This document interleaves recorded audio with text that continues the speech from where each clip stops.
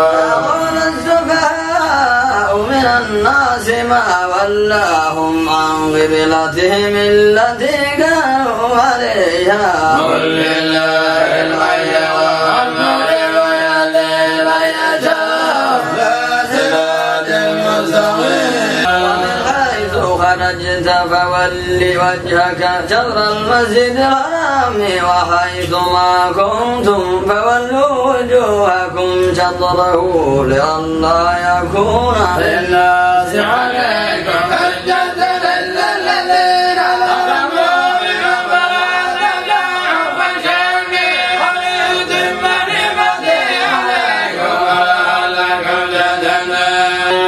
إن الصفا والمروة من شعائر الله فمن حج البيت أو اعتمر فلا جناح عليه أن يطوف بهما ولا تطوف خيرا إن الله شاكر عليم إن الذين يكتمون ما أنزل الله من الكتاب ويشترون به ثمنا قليلا أولئك ما يأكلون في بطونهم إلا النار